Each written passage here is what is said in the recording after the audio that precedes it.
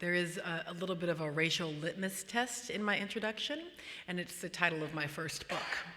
When people say barbershops, Bibles, and BET, I know we're together as family. And when it's barbershops, Bibles, and Bet, I know that I have a little more work to do. And it happens pretty often, so I love that. Thank you very much. So it's great to be here. It is very late where I live. It is after 10 o'clock, and so I will try to remain normal. But I think it's why I'm only really on the earlier shows and not on Ed very often, because I get a little freer later in the evening. So I'm really thrilled, particularly to have this opportunity to, at this point, be walking around the country and talking about my new book project, Sister Citizen. And it's exciting for me because it is this opportunity that I'm not sure I ever expected would happen. There's a part of me that still feels like the graduate student dying for anybody to read anything that I've written. And so it is still always surprising to me when my work goes before me and people have read things that I've written. But then to have an opportunity and come and be in conversation about something as precious to me and as over-identified as I am with this particular book is fantastic. And especially, I think, in this political moment when as we gear up, I think, for the 2012 election cycle, the difference at this moment than what we felt 4 years ago. With all of the angst and the war and the economic crisis that we were experiencing in 2008, there was nonetheless a sense of, dare I say it, hopefulness in the American electorate, a kind of willingness to imagine that we could still find answers to our collective problems. And I sense in so many ways that really disconnected from even who the candidates are or the parties, there's a sense of angst about whether or not we still believe that we have the capacity to find answers together across our differences. And so I'm also excited to be here because I'm hoping that we can have a conversation not only about the book project, but hopefully that will open up some discourse about our current political moment. So, Sister Citizen is a book that took me way too long to write.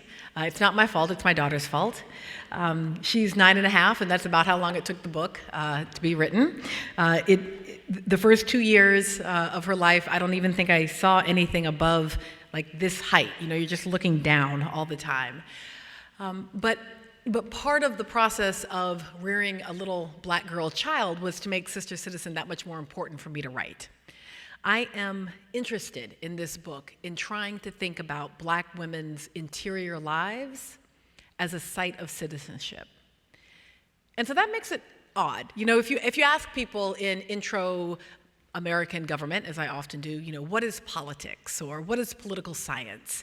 You know, they say things like voting, elections, we have 3 branches of government, you know, that sort of thing. And this book is not about any of that. It's really not about the way that Black women behave when they go to the voting booth. It's not really about the choices that African American women make when they decide to run for office or choose not to. It's not, for the most part, even about what our current office holders or historical office holders have done in the realm of the world that we think of and identify clearly as the political world. Instead, it's a claim about what it feels like to try to do the work of citizenship when you are in a body that is racialized and gendered in a way that produces shame, fear, and distress. Carol Pateman talks about the dilemma that the work that women do, domestic labor, is a kind of welfare to parents and spouses and children and communities, but it's not valued as citizenship work. If we think about the height of citizenship, how you know that someone is a great citizen, it is typically male. Particularly, we know that someone is a great citizen when they have served their country in the military voluntarily during a time of war. I know this because if I go to the Washington Mall and I walk around on the Washington Mall, most of the monuments to our great citizens are either to presidents who have served in the highest level of elected office, or to the extent that they are to ordinary persons, they are to men who have served primarily in foreign war. That's the ultimate citizenship duty. And the other one, up until 15 minutes ago, was paying taxes. Now, not so much. But there was this sort of notion of the social contract, right? That the government provides certain kinds of goodies and protections, and we fight in the military willingly and pay taxes. Now we just stand on public streets and say we don't want taxes. It's just funny, I'm sorry. While using public police officers to protect us while we stand on public streets. Okay.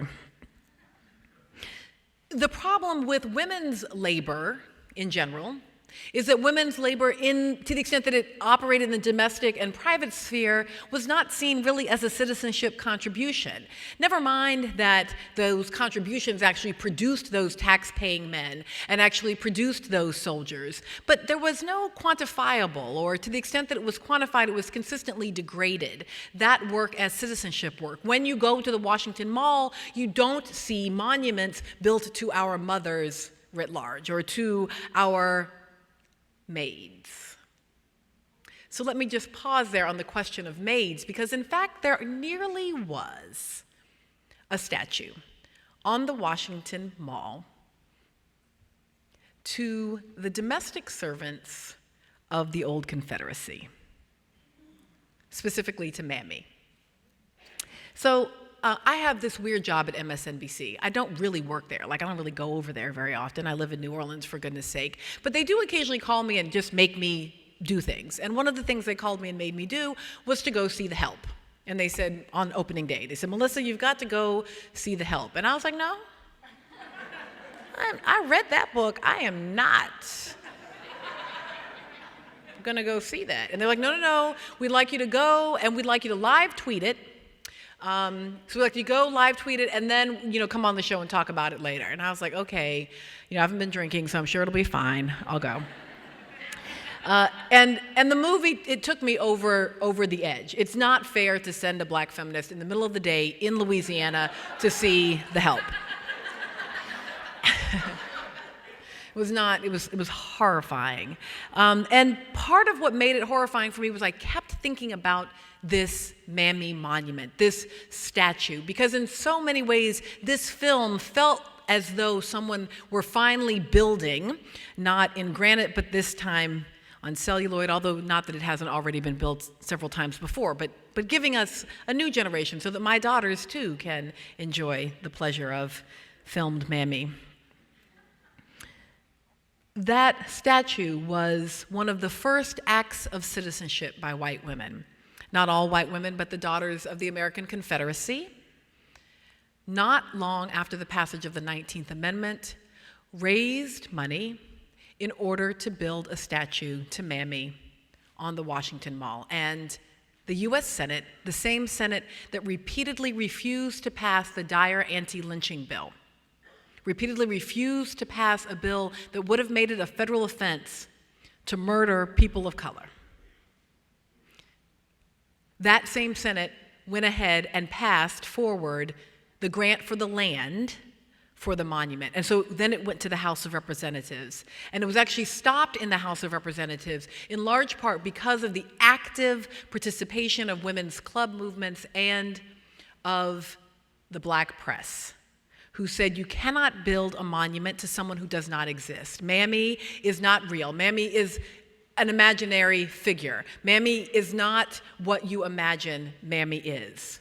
The women who were forced as enslaved persons to work in the homes as domestic workers were not the loyal servants who cared more about the families for whom they worked than their own families. That's not the story. You cannot build this monument. It's only because of the active pushback that the House of Representatives did not allow the land grant to go through, and that we do not now have within the eyesight of the Martin Luther King monument a Mammy monument, because that's where it would be. I bring that up because I want to suggest that the question of what counts as a citizenship duty and a citizenship responsibility is raced and gendered.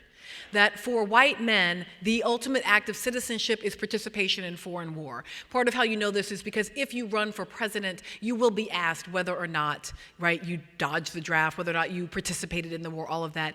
Think, for example, about the difference between Hillary and Bill Clinton running for office. They are of the same age, and yet the question of Bill Clinton's participation in the military was a central question, and it never came up in the context of Hillary Clinton. Because it simply isn't a responsibility, it's not a duty, it is not an assumption that as a woman, as an American woman, that it would have been her responsibility to have been a soldier. But for Bill, as a man, it was a central question. We know this in part because of the monuments we build, and so if the monument, the one monument we've thought of building of African American women is a monument to Mammy, it gives us some clue about what the citizenship ideal is for African American women. The notion of what would constitute something that the larger community would value, would place and say, this may make you a great American. It would make you a great American if you behaved as Mammy did, which means that you brought your magical capacity to fix all problems, despite the fact that you have very few resources of your own. In fact, in the case of Mammy, not even your own freedom, not even the ability to control the lives of your own children and offspring, not even the ability to earn wages for your labor. You have nothing, and yet you have the ability to produce wonderful food, a clean home, lots of advice. And to do so with a kind of fidelity to the white domestic sphere that is worthy of the kind of value that is represented in a federal statute.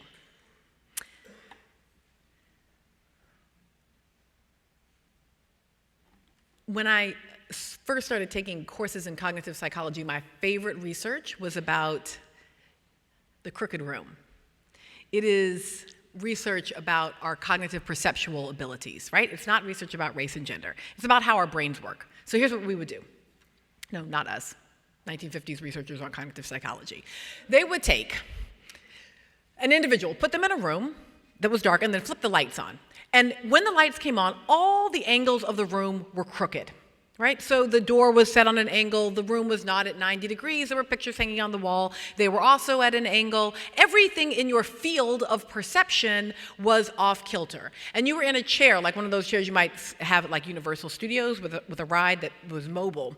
And your responsibility was to find the upright in this room. These were field dependency studies. The question was, how dependent are we perceptually on the field that we can see for figuring out what is up and down? Some people, a very small proportion of people, are field independent. Doesn't matter how many crooked images there are, they can find their true upright. But most people, it turns out, are field dependent. And they can get themselves tilted in that chair as much as 45 degrees, but perceive themselves as straight up and down because they are in line with the crooked images all around them. Again, this is cognitive research. It's about how our brains work. But when I read that work, I said, oh, that's just like being a black woman in America. The work of citizenship is in part the work of being in a constantly, bafflingly crooked room, where all the images of black womanhood that are coming back at you are crooked, are tilted, are sort of recognizable, but not quite. Where the value of who you are that could be seen as most valuable would be the Mammy. I gotta tell you, it's a little crooked, it's a little off. The work, but let me come back to the help for a second. So on the one hand, it's completely crooked and off and bizarre, and when it's mammy, we kind of get it, even though we keep buying the Aunt Jemima box, but we sort of get that like Gone with the Wind is not okay, and we obviously got that the mammy monument was not okay because we pushed back against it, but somehow we like the help. Like, in large numbers, really like the help. Now, I could spend the rest of the evening just explaining why that is Tyler Perry's fault.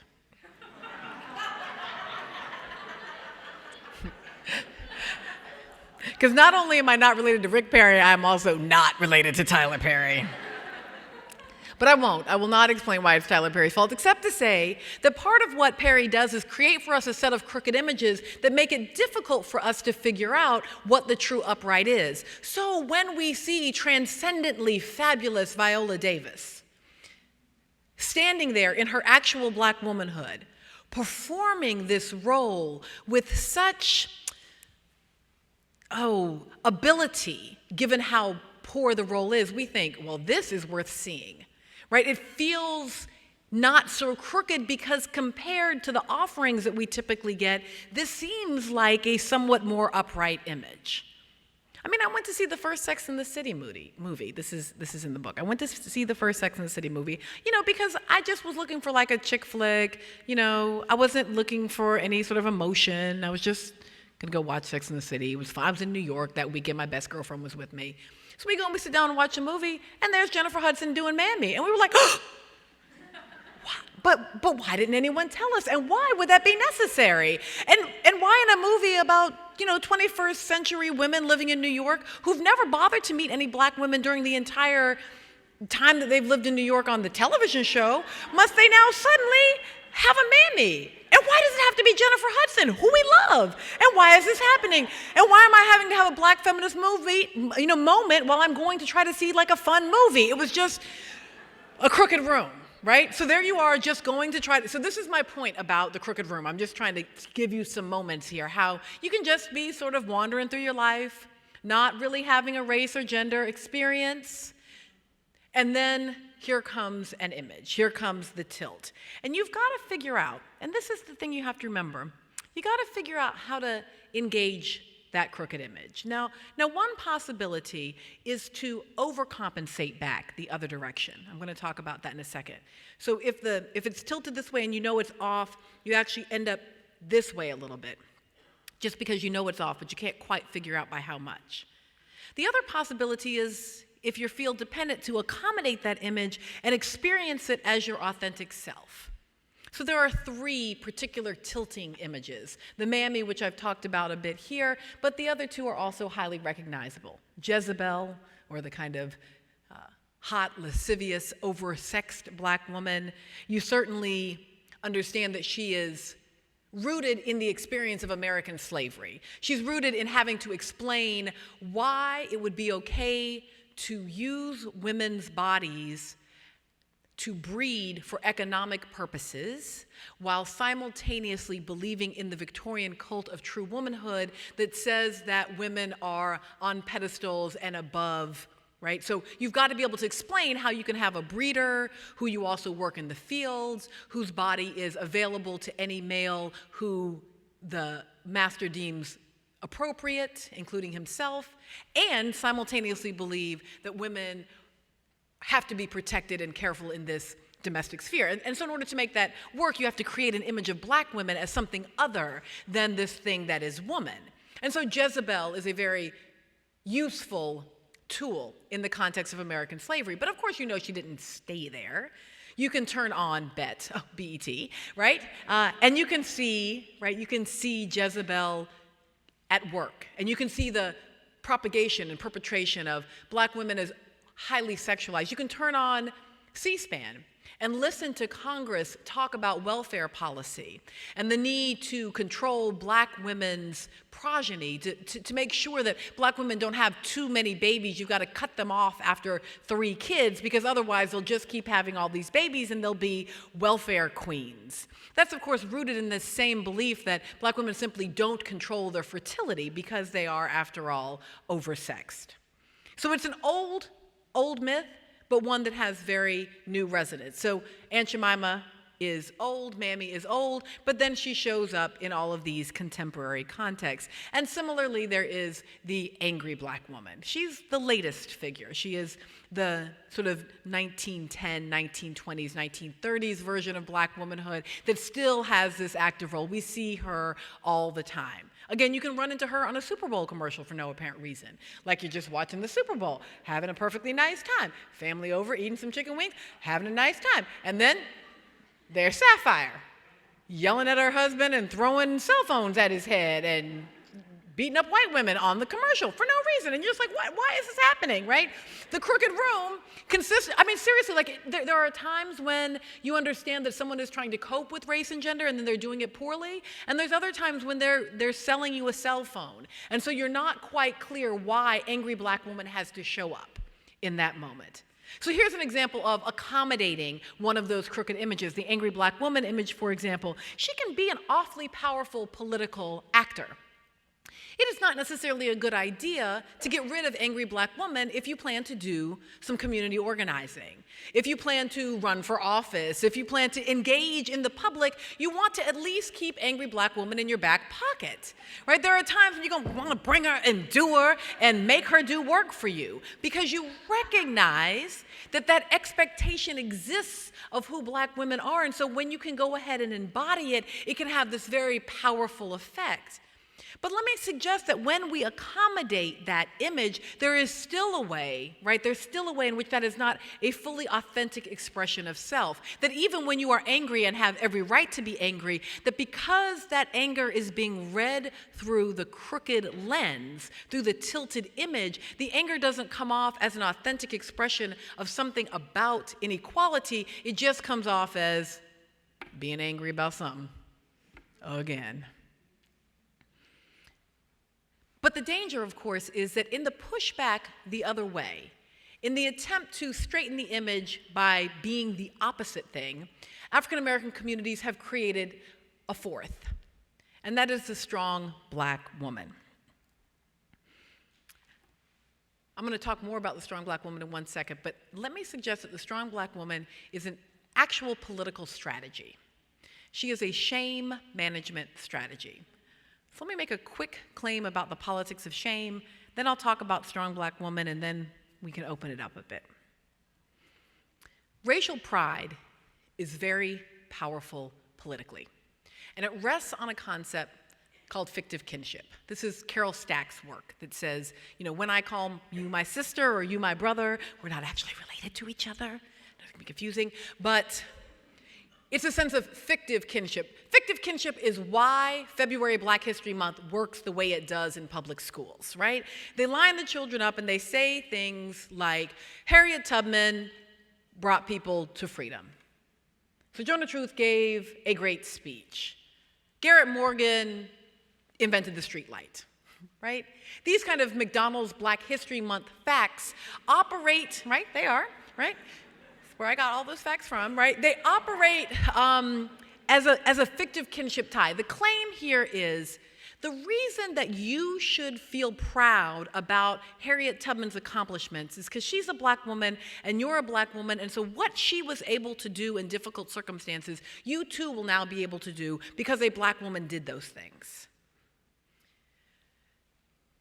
Thomas Jefferson, having been president of the United States, is not meant to empower African American girls in the 3rd grade. It's meant to teach them history, but it is not meant to create for them a sense of prideful individual capacity to overcome obstacles. Despite the fact that Thomas Jefferson was human and they are human, and therefore this human did this thing, and therefore, since they are human, they might be able to do this human thing, because the human fictive kinship doesn't quite work like that. We cultivate racial pride importantly as a political strategy.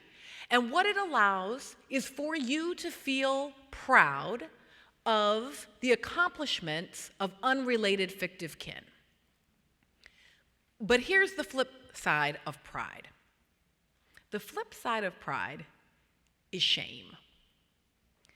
If you can feel proud of the accomplishments of unrelated fictive kin, then you can also feel ashamed of the failures of unrelated fictive kin. Pause for a moment. We're going to have a little Black people internal conversation. Black folks in the audience, please recall how you felt when you found out that the DC sniper was Black. Yeah. Okay? All right, pause. Now I'm going to speak to the white folks. White folks in the audience, please recall how you felt when Sarah Palin gave her 2008 speech to the GOP convention. Okay, now everybody's together on what racial shame feels like.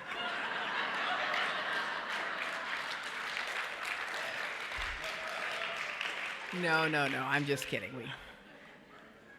I actually think that was one of the most brilliant political speeches of all time for all kinds of reasons. Okay, if the failures or perceived failures or shortcomings of unrelated fictive kin can create shame, and you exist in an environment that generates stigmatizing shaming based on identity characteristics and not behavior. So let me say that one more time. The accomplishments of unrelated fictive kin can generate pride in a way that is politically powerful, can actually lead people outside and into political engagement and opportunity, and can lead them to ask for things from the state, to demand their rights as citizens, to march, to vote. It actually has a discernible and even empirically measurable impact on African American politics.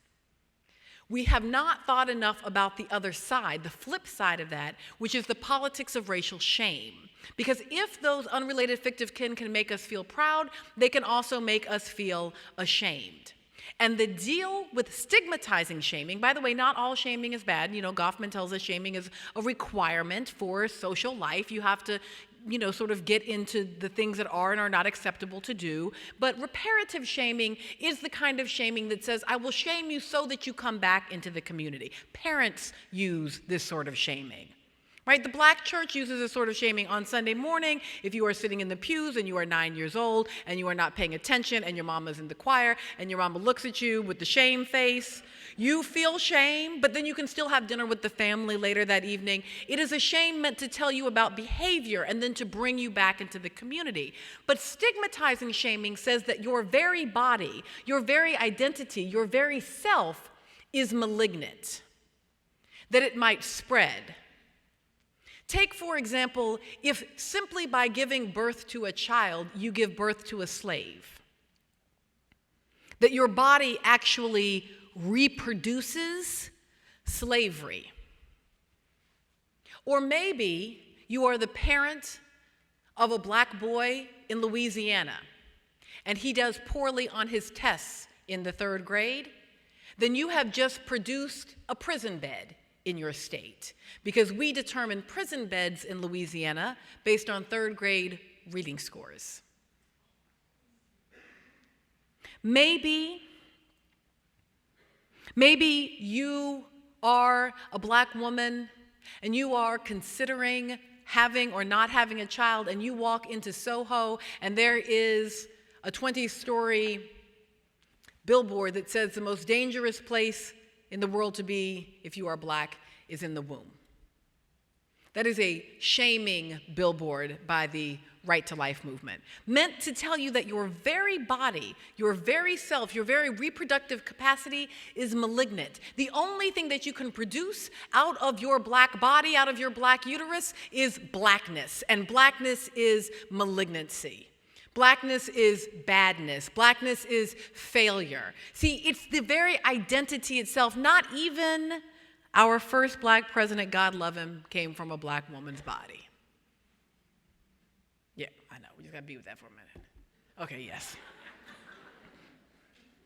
The very idea that anything that you can produce would always be shameful.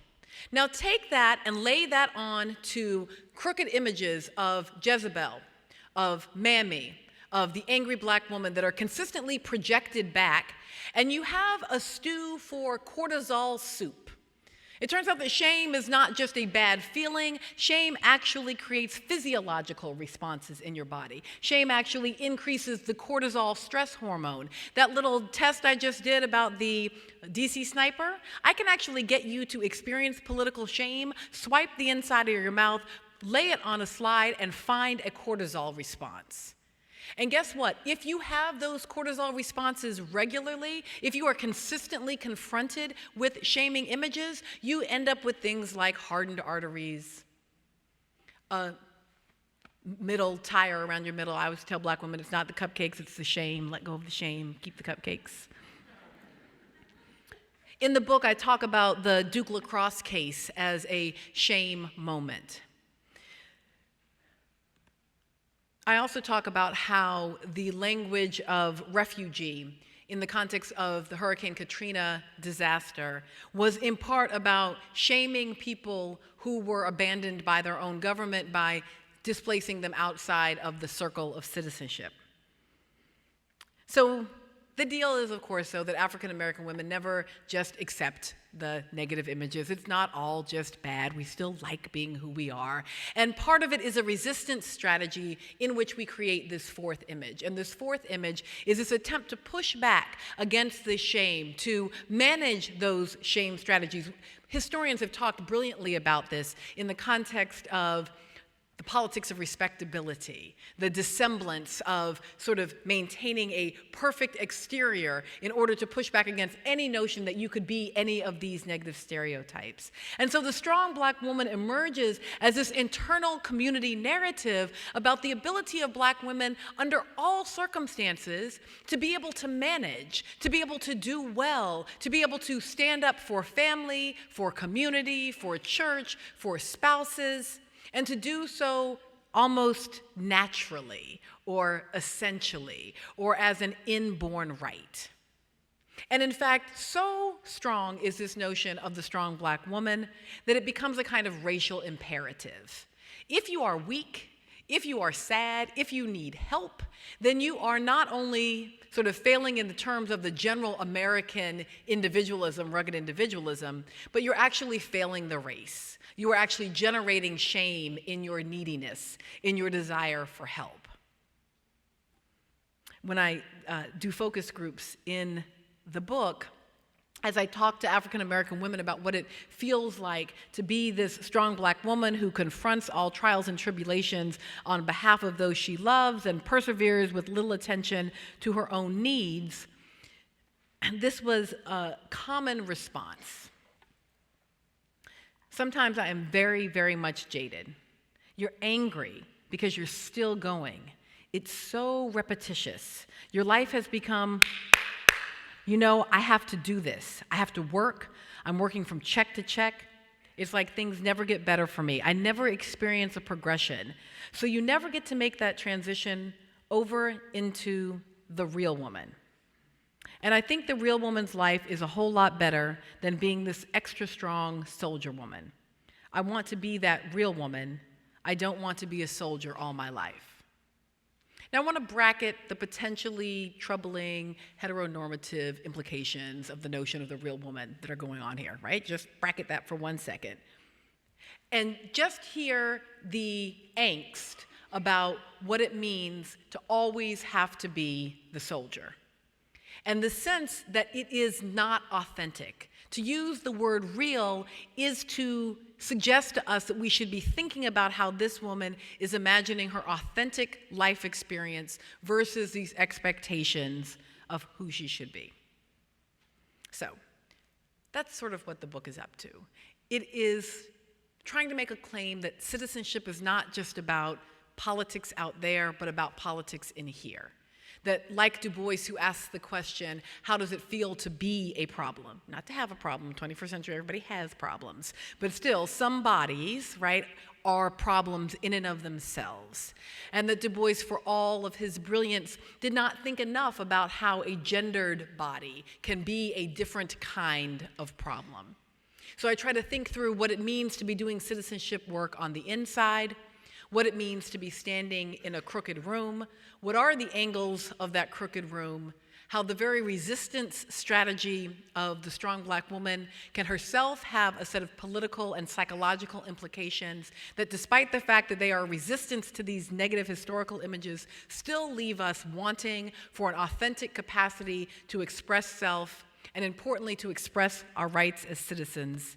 And then, because the book was written between the years of 2008 and 2020, it ends with a chapter on Obama. Because every book written between 2008 and 2020 will end with, I mean, seriously, it doesn't really matter what the topic is. Electrical engineering in the age of Obama, everybody's last chapter. But in my context, it is not about President Barack Obama. It's actually about Michelle Obama, because I'm just original like that. And I asked the question, and I'll leave it here as a question. I asked the question about what the benefits and the risks of fictive kinship with Michelle Obama are for black women in this moment. How thrilling and terrifying she is as a public figure. How much we enjoy watching her operate in the crooked room. How much we enjoy the moments when she seems to be able to find a straight up and down place. And how nervous we feel all the time that at any moment it could implode. That all of that history could show back up. And so there is this desire, this pleasure of watching the performance of First Ladyhood in the body of Michelle Obama, but also a kind of terror in watching it, because we know that the history is so ugly, is so painful, and there are moments, the Shirley Sherrod incident and others, where we're reminded that it's just on the surface and could come right back. And so our attachment to her is that pride that could also always at every moment turn into a stigmatizing shame that might seek to further separate us from the country that we do, despite all of its flaws, love. Thank you.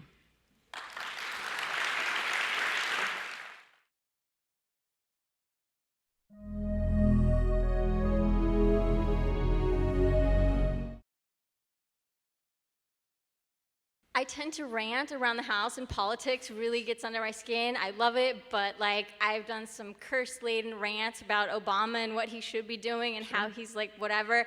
And so then I was sitting there reading the article, love reading your articles, and I was just like, Sure. Melissa Harris Perry thinks I'm a racist. Yeah. No, I totally don't. Yeah. And then I read the follow-up and the follow-up, and then somewhere in there I'm like, wait, but maybe I'm not white. And then this does not Now it's all pertain to fine, me. yeah. I'm good. Sorry. Like, I can say whatever about President Obama with impunity because I'm not actually white. Yes. Right, okay. I feel your question, yes. So you kind of get what I'm saying in there. And I know that you said, like, this is, you want to open up a dialogue for, like, how people are feeling. And so I'm like, okay. I can dialogue. Yeah. Like, we can talk about this. So that's why I felt like, Sure. well, you said your piece, but I'm up for the dialogue. Sure. And if Sure. you want to So, say... and let me explain it, because not everyone is following Twitter, although, what are you doing? At M. Harris Perry. So not everybody's following Twitter, and not everyone reads The Nation, and again, what are you doing? But the piece, it's so...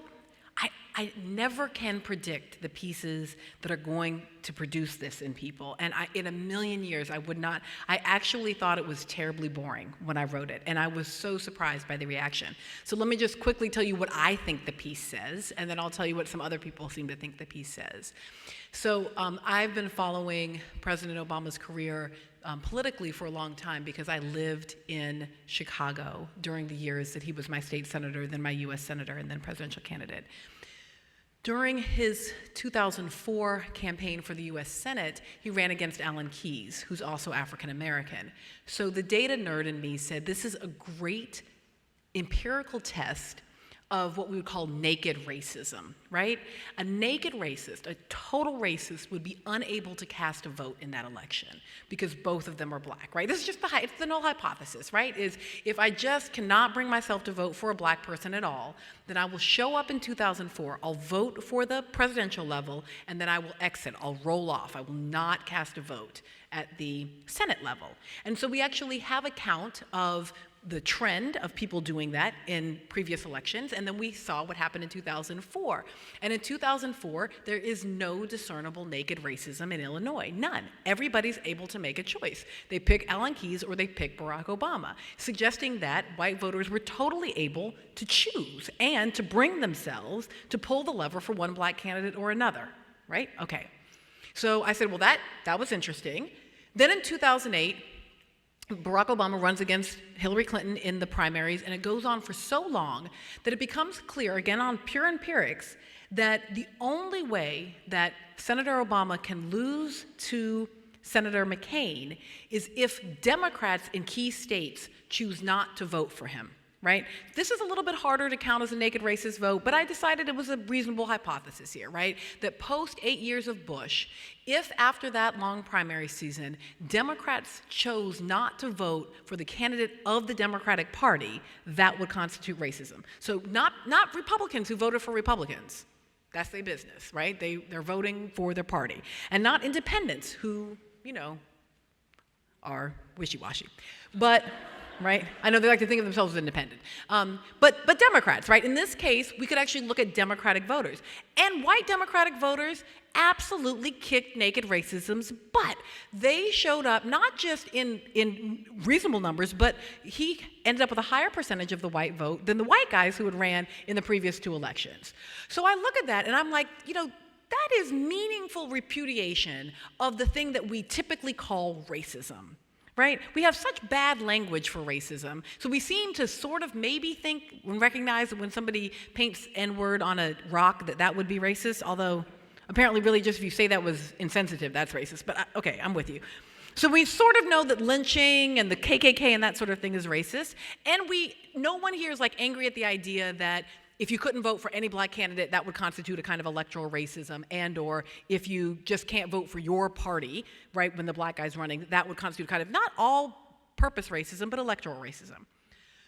So then my question was, all right, so if that's repudiated, if I'm going to go big on that data and say, all right, we're going to call that kind of racism dead, is there any electoral racism left?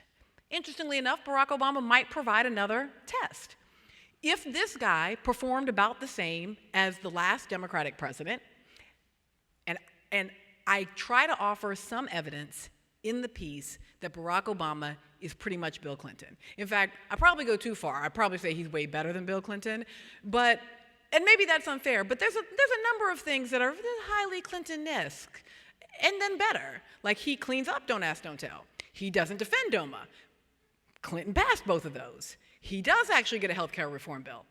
Clinton did not. He does not increase incarceration. He actually signs fair sentencing.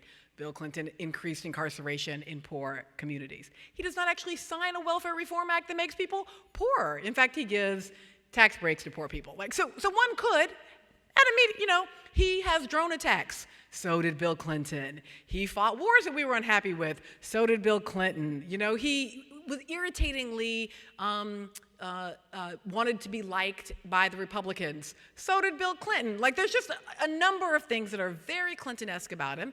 So I said, and as a hypothesis, so if white people don't show up, white Democrats in particular, don't show up for him in 2012, there might be a new kind of racism. And it's not the thing that I've already said is dead. It is a kind of holding the black guy to a higher standard in this profound desire to have exactly the mammy figure that I've just talked about, right? I think the very fact that The Help is the best-selling book and top movie is in part about the grand desire for the mammy in this economic downturn. And so the fact that Barack Obama refuses to behave like Morgan Freeman or Will Smith and just fix stuff with all his magical power. Now, I see how I didn't even say that in the Nation article. I didn't even say that. I held all that back. What I did not say is, if you criticize Barack Obama, you're a racist. That is crazy. I'm very curious to see how you think shame, racial shame, can be the grounds for creating new relationships with other people as well as yourself. So if it's true that racial pride exposes the limits of how we can imagine, what's good or what's just, can racial shame, if we separate it from, you know, if we use racial shame to think about, you know, what is considered failure anyway, and what are the what are the limits of those criteria, and can we embrace shame to say that that is not me? You know, I'm very curious to see if your examples that you may have. Absolutely, sure. A coda to my colleague's question, because it was somewhat similar. It's in fact shameful to talk about shame, or even to admit that such a thing exists. And one of the things that I'm very interested in is also the landscape of affective inequality, that the very character of shame in and of itself is a feature of the kind of injustice that exists on an emotional level in communities of color. And I was wondering if you might be able to comment on that. I love both of those questions. So for me, the grounding, smartest, most useful work on this is queer theory. Because queer theory goes exactly there and says, hey, the work of queer communities is the benefits, the political benefits of shamed identities, right? So if you think about what pride parades initially are, exactly what they are doing is displaying, opening up to public scrutiny a whole set of behaviors, practices, identities, and ways of being that are typically meant to be shameful, right? So the political nature of shame is that it's a social emotion, right? You can feel guilt based solely on your own conscience, but shame requires that either someone is looking or you perceive the possibility of being seen. And so one of the resistance activities of shame is to take a supposedly shamed characteristic, identity, behavior, and make it public, and make people have to engage with it, right? So October is Breast Cancer Awareness Month, right? And like all the pilots are wearing pink, and the NFL players are wearing pink, and you can't really buy anything right now that's not pink. But that is, as a matter of political mobilization, that is the single most successful political social action to save people's lives by removing shame and stigma. You could not say breast in public. You could not talk about mastectomies. You certainly would not regularly tell women on a monthly basis to palpitate their own breasts and talk about it in a way that was just, everybody is just on the breast cancer bandwagon. It's not partisan. It's not ideological, because breast cancer advocates actually pushed back against the idea that breasts were shameful. One of my favorite things to do is to take breast cancer walks. I do them every October, because they do all these really funny booby jokes, right? Like everywhere you go, it's like, save the tatas, or save third base, or, like all of these, like breast stuff, because part of it is, as long as it's a dark secret, right? So that would be one policy example of it, of pushing back against it. And for me, queer theory is the emblematic example of how we say that the value of what queer politics brings is a challenge to what is the normal. And it's of course what that whole angst is about don't ask, don't tell, and marriage equality, is on the one hand, those are basic citizenship rights, right? You always know that there's some second-class citizenship going on in military policy and marriage policy, right? If you're looking for second-class citizenship, look in those things, and you will often find it. So it's a very reasonable set of political strategies. But the problem is it's also a very normative set of political strategies, right? It's not about we have a right to be queer and create different kinds of communities and different definitions of family. It's about look how much just like you we can be. Look how respectable we can be. See, we can have our families look just like your families, and we can serve in the military just like you. And so look how straight we can be, rather than look how queer we can be, and look at how valuable it is to take queerness and open up the very definition of what constitutes respectable and normal, right? To expand that normal curve. Okay. So there's that possibility, but it hasn't shown up as well in that kind of identity-based politics, right? In other words, so much of what we think of as the LGBT agenda right now is a very normative one rather than a queer one. But I think that then really ties into this question about inequality in affect as well. Because part of it is, who even has a right to be sad? Who has a right to be angry? Why should we care how you feel? This, for me, has been fascinating in the context of Herman Cain saying that the N-word had ranch or whatever that Perry is on is insensitive. So the whole debate is fascinating for a number of reasons, right?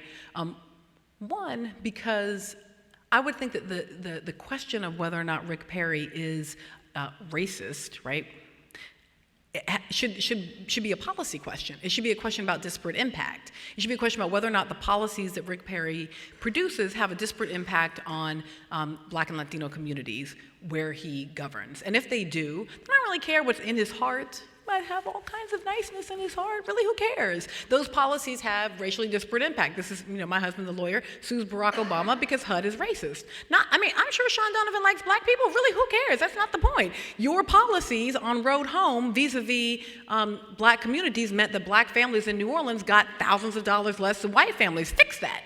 Your policy is racist, right? So that's the only kind of racist conversation I want to have about a policymaker.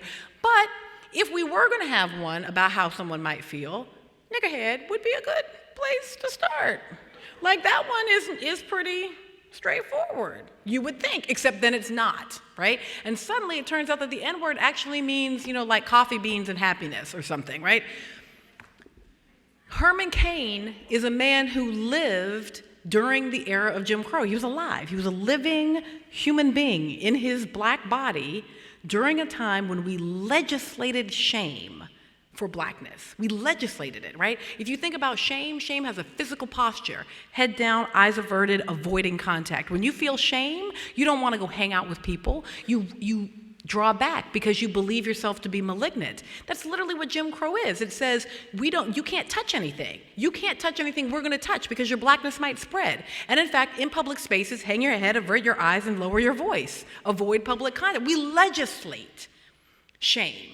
And so he says, well, that sort of hurt my feelings. That's all he said. He was just like, well, that seems insensitive. And suddenly he is playing a race card because how he feels is completely irrelevant.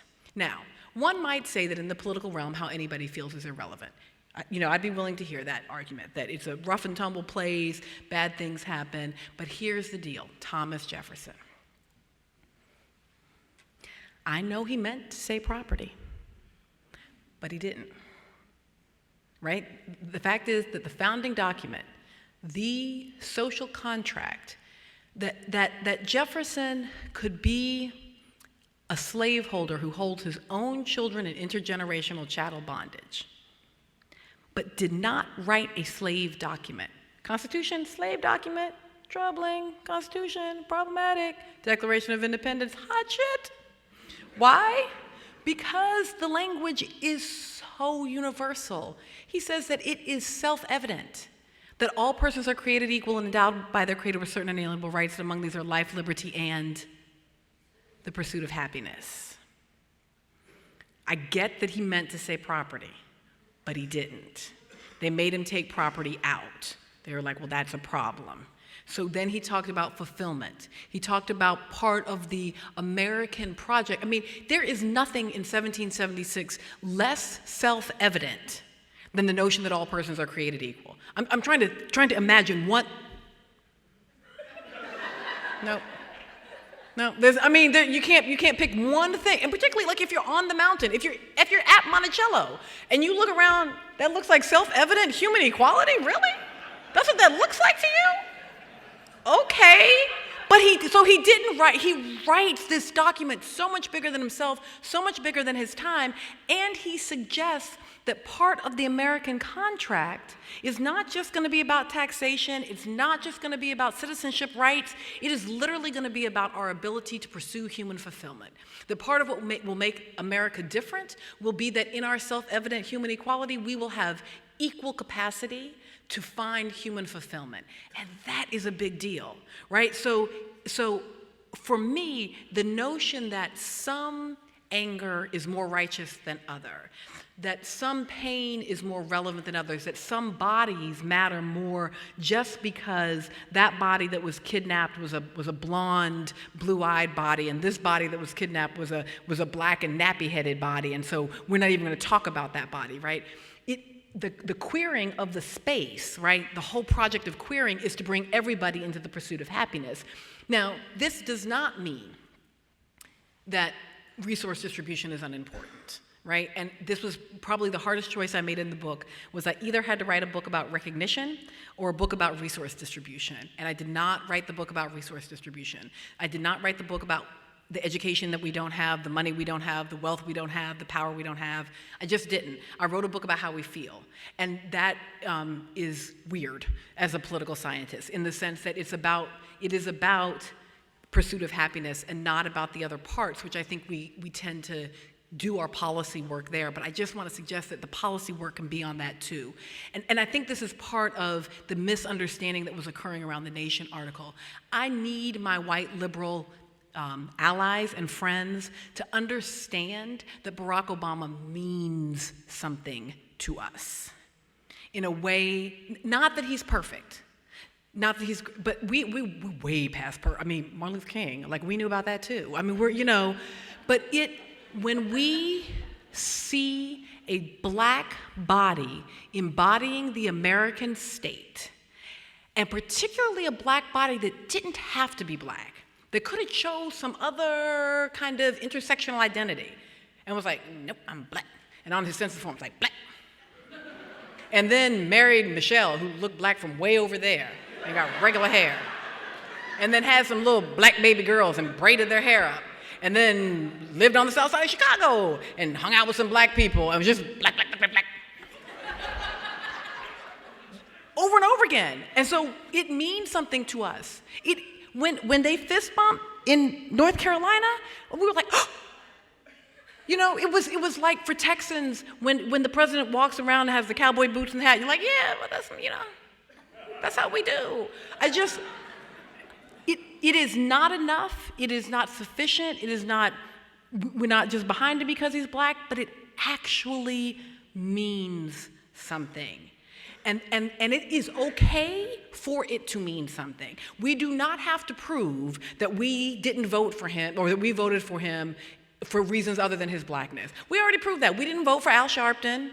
We stopped with Jesse, like we voted for Jesse and then we stopped and showed up for Dukakis. We just came on out.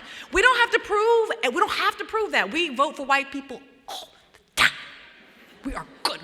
We vote for white people. All kinds of them. So we don't prove nothing. But it actually, like when we see him drag that left foot a little bit, it actually literally means something to us. And when you criticize him, right? So you can criticize him, you can go in fact, we expect you to criticize him. It is, as George Bush would have said, the soft bigotry of low expectations if you don't hold him to a standard of governing, but we just want you to do so in a way that respects that he is our fictive brother.